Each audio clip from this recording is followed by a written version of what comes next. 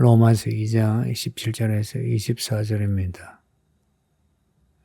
유대인에 대한 내용입니다.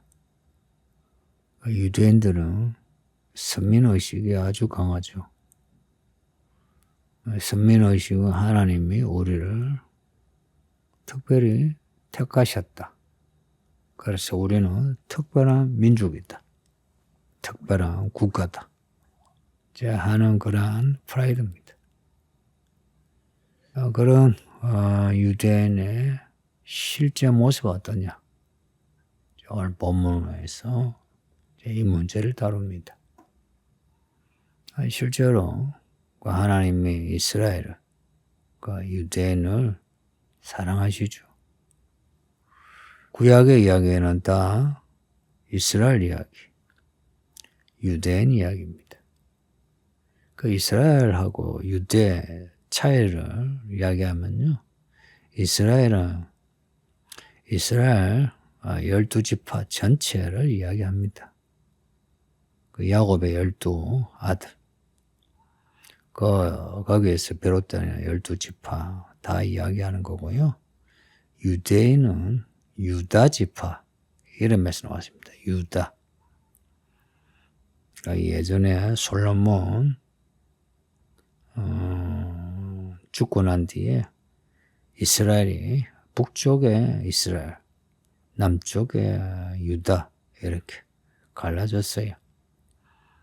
북쪽에 10지파의 북이스라엘이 아수르에게 망했어요. 흩어졌어요. 남은 거는 남쪽에 유다지파 남았는데 이제 이들이 바벨론으로 포로로 가긴 했지만 돌아왔어요.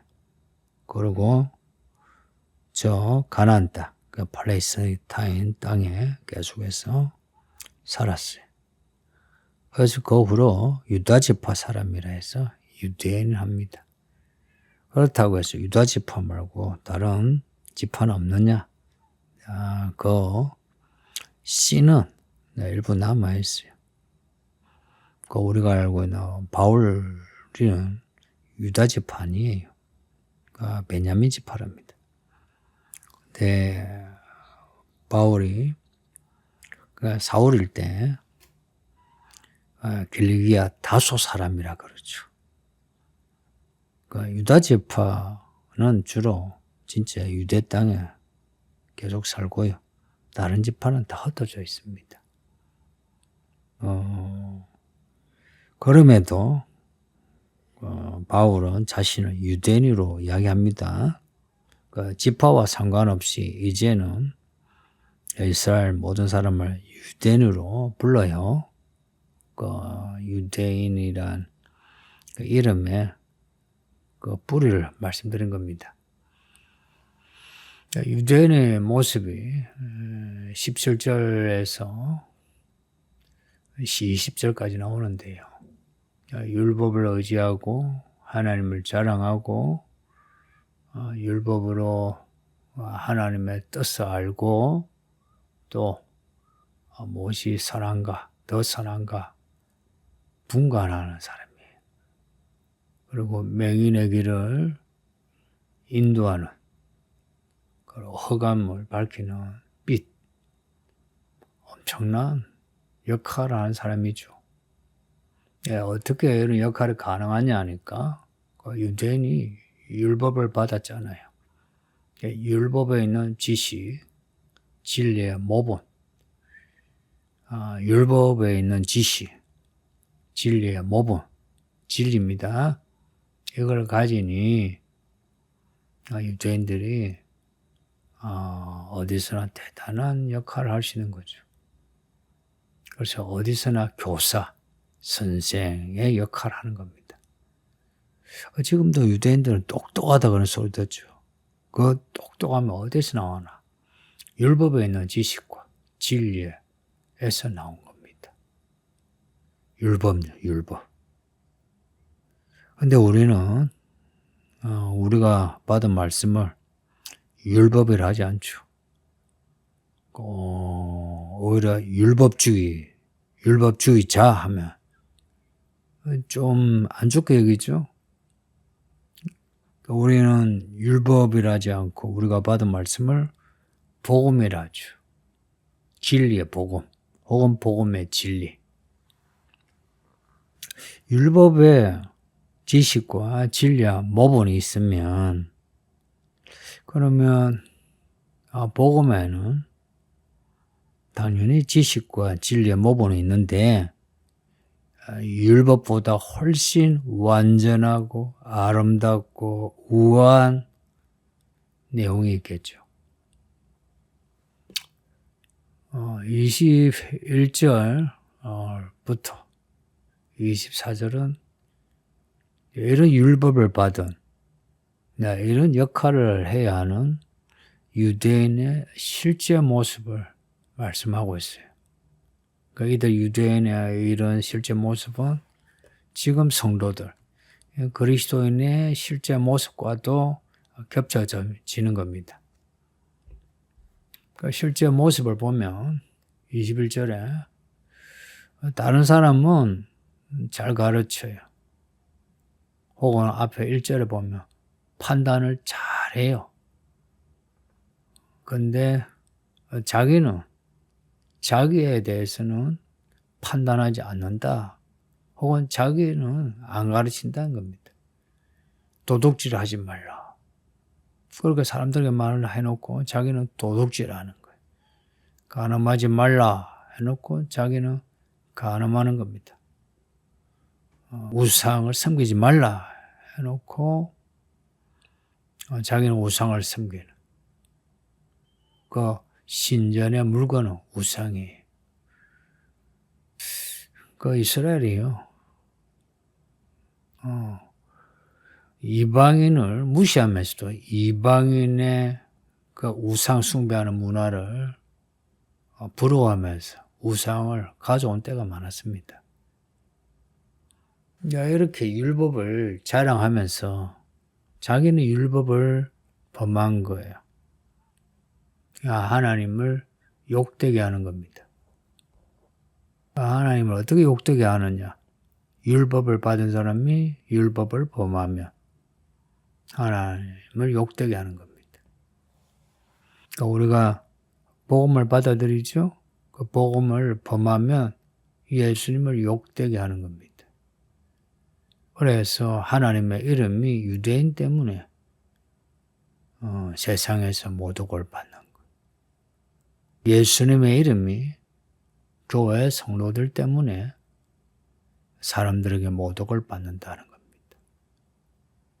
20절까지는 유대인이 이런 모습이다. 이런 모습이어야 한다는 내용인데 실제 21절에서 24절은 그렇지 않은 모습을 신약의 그리스도인 우리들에 대해서 좀 생각합시다. 유대인하고 그리스도인 비교해 보세요. 혹은 이스라엘하고 그리스도인. 이거는 성전과 교회를 비교하는 것과 같아요. 혹은 율법과 복음을 비교하는 것과 같아요. 복음은 율법의 완성입니다. 별개가 아니고 완성이에요. 교회는 성전과 별개가 아니고 완성입니다. 교회는 하나님의 나라, 새 예루살렘의 모습을 가져요. 그런데 성전, 모세의 회막, 솔로몬의 그 성전을 하나님의 나라로 그렇게 이야기하지 않아요. 그거는 하늘의 성전의 모형으로. 그러나 교회는 하늘의 성전의 모형이 아니에요. 하늘의 하나님 나라의 실체가 교회입니다. 이 복음은 구약의 율법과 달라요. 하나님의 아들이 속죄 제물로, 화목 제물로 죽임을 당하시고 게다가 무덤에 묻혀 부활하시고 하늘로 올라가시고 성령을 주셔 이 복음이 우리에게 온 겁니다. 그러니 이 복음은 구약의 유대인이 받은 율법과 비교하면 하늘과 땅 차이입니다. 율법은 땅에, 복음은 하늘에 속한 거다. 여기면 됩니다. 구약의 율법이 지식과 진리의 모본이라 하죠. 그래서 율법을 행해도 옳은 삶을 살아요. 근데 이 복음은 땅만 아니라 하늘, 온 땅을 덮는 하늘, 하늘의 말씀입니다. 성령을 우리에게 주심으로 우리와 하여금 이 복음을 살게 하는 겁니다.